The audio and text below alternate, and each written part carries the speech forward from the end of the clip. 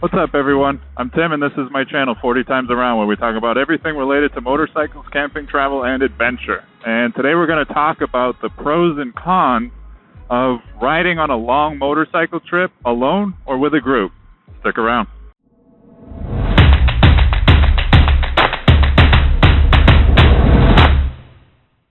Okay, so today we're going to talk about the pros and cons of riding on a long motorcycle trip, either with a group or by yourself. And I've had at least a little bit of experience with just about every situation in terms of dynamics with people you're riding with. Numbers, relationship type, we're talking friendships, significant others, acquaintances, and so I feel like I have quite a bit to say about this. I kind of want to just start with, each different type of situation you could find yourself riding in, go over the pros and cons of each. And we're going to start with a large group, meaning 4 or more people. I've had some experience with this. It gets a little tricky because it's hard to find that many people, a group of that many people that all ride the same, that are all at the same level, at least in terms of how safe you're going to be riding with them. So in my opinion, riding in a large group like that, it gets dangerous. People tend to want to not be shown up, basically, and people do a lot of things. They get overly confident. They do things that are kind of beyond their skill level because they're trying to impress people or whatever. There's just that certain aspect to it that I find incredibly dangerous. I don't particularly like riding two abreast in a lane. It makes me nervous. There's very few people that I will ride side by side with. And you get in a large group like that, and everybody has different styles of, I'm talking actual riding, not even the traveling aspect of it, which becomes hugely complicated with a group that big. But just riding styles of a large group, you're going to clash with people, and people are going to be dangerous in general. I prefer to stay away from that. The next segment of dynamics that you could find riding on a long motorcycle trip would be a medium-sized group, and this is going to be 3 to 4 people. There's some definite advantages to this. For one, if somebody, I don't know where I am. If somebody wants to go off on their own for a little bit, it doesn't mean they're stranding the other person by themselves. If, for example, you're with 2 people and you want to go off by yourself, you're leaving the other person high and dry alone, even if they don't necessarily want to be. This gives you that option to kind of come and go within the group, and that's kind of a nice feature. Some of the downsides are that 3 and even 4, but 3 is kind of the magic number. Someone's going to be the odd one out. Someone's going to feel like the third wheel, and that gets a little complicated. You start getting into personality clashes and whatnot. But I've had some great rides with guys in groups of 3 or 4 that can just be a real blast. I mean, the reality is, if you're riding with anyone other than yourself, there's going to be issues. It's just going to happen, No 2 people or 3 people or 4 people are going to be perfectly matched to ride for any length of time beyond a day or 2. Doesn't mean it can't work. It just means there's going to be problems. There's going to be things that don't line up. 3 or 4, though, I will say, pretty reasonable number. I don't really choose to ride with more than 3 or 4 people. Groups of 3 or 4, including myself. The next segment would be 2 people, meaning you and one other person. You could be either talking about a friend or a significant other, and there's a big difference there. I'm going to start with, let's say, one other person being a buddy, a friend, and then we'll jump into what it's like traveling with a significant other. With a buddy, this can be really, really awesome, especially if it's somebody you get along well with.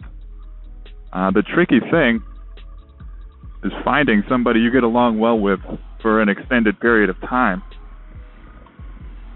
It can be really difficult to find somebody like that. Number 1, that's motivated to make a big trip on a motorcycle happen. Number 2, has the freedom and ability to make that trip happen.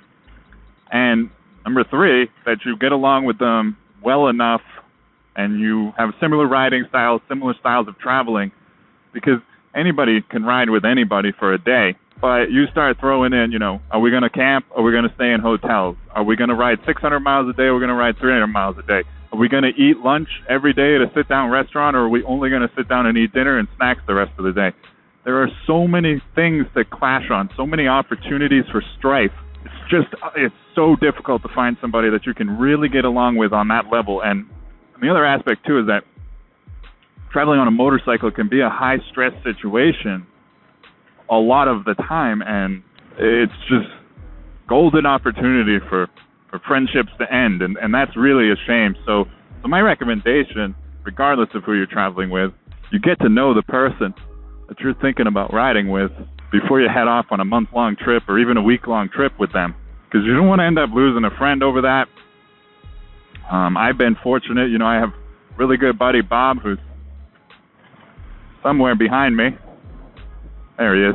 And him and I get along great when it comes to riding a motorcycle now. We have our differences, trust me. We don't always ride the same, but a lot of what we'll do is we agree to just kind of ride our own ride, both be safe about it, go the same route, and then we meet where we meet. We meet at the gas station, we meet at the next scenic overlook, whatever the case may be. We both ride our own ride. If I want to ride a little bit faster and he wants to ride at his pace, nobody forces anybody to do anything they're not comfortable with and not safe doing. It's best if you communicate ahead of time that, hey, we're going to go on this trip together, but let's just both consider it two separate parallel trips where nobody's put in that kind of pressure. Nobody's put in a situation where they're not going to be happy or not having fun. Because, my thoughts on it is that riding a motorcycle is dangerous, and no matter how safe you are about it, you're taking a risk doing this. You really should be having fun when you're doing this, or I don't know why you're taking that risk, to be honest with you. This is something I'm incredibly passionate about and I love very, very much. And I don't want anyone to take away from that experience for me. So I'm just upfront with people when I ride with them. This is how I ride. You do your thing, I'll do my thing. On long trips, I'll adjust for shorter trips. And okay, so that's enough of that one. Let's talk now about traveling with a significant other. And a lot of similarities with traveling with a friend as they are with traveling with a significant other, with some pretty obvious differences. In my opinion, it can be an incredible experience to travel on a motorcycle, two up or on two separate bikes, with a significant other that you're in love with and you like traveling with, and you just, there's a certain type of relationship, that can be a really great experience, and it can really strengthen a relationship, and it can be something to really bond over. So in my opinion, it's pretty incredible. If you have a significant other that likes getting on the back of your bike or rides their own bike, then I highly recommend you do what you need to do to convince them, get on the bike, take off for a long trip, and go on a wild adventure together, because there's a lot of potential for that to be a pretty amazing experience. But the reverse of that is you're probably going to fight a lot, probably more than you will with a friend, because I know for me, if I got a friend that starts getting on my nerves, I just, I'm on my own bike, I go my own way for a little bit, whatever. We come back and we're all good. You're two up on a motorcycle with somebody and you get into a fight, or it's a different dynamic, and so things can get a little ugly. So just be careful with it, Try to communicate, I think, is the big thing.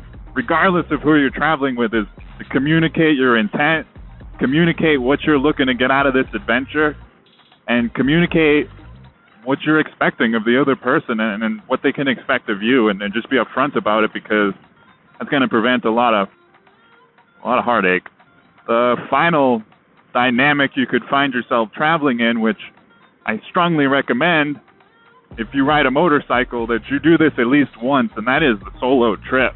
There's something to be said about riding in a group, riding with a friend, a significant other. It's all great. A shared experience is an incredible thing. But for me, riding a motorcycle is a somewhat spiritual experience for me, and it's a very deep emotional event that takes place when I go on a long motorcycle trip.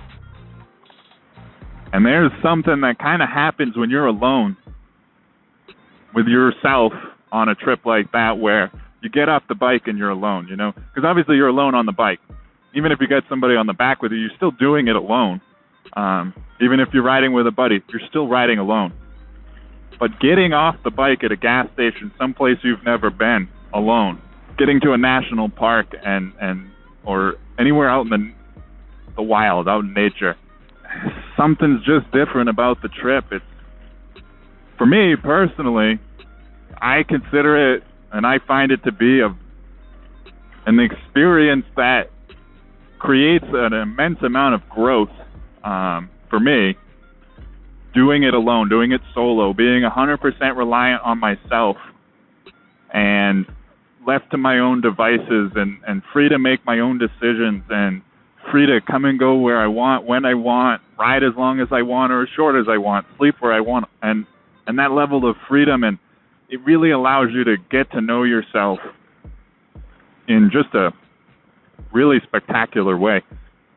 So even if you don't think you like being alone, maybe you're not that type of person, I know a lot of people like that, I just would urge you to consider at least once in life pushing through that fear and going and getting lost on your bike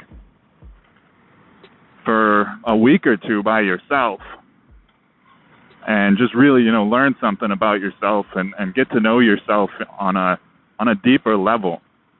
You know, it's really been, I mean, every motorcycle trip I go on, it changes me and I grow as a person, but the big trips I've taken alone seem to be much more monumental in the way of growth for me as a person.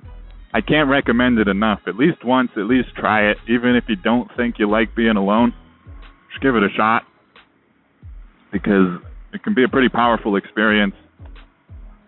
So there's pros to that. Of course, there's the downside of you're left to your own devices. Now, this can be a bad thing, because if you don't know how to fix a problem, well, you're I don't know, you're going to either figure it out or you're going to find yourself in a world of trouble. But I think most people will figure it out and find their way and find a solution to their problem that works for them, whatever that problem may be.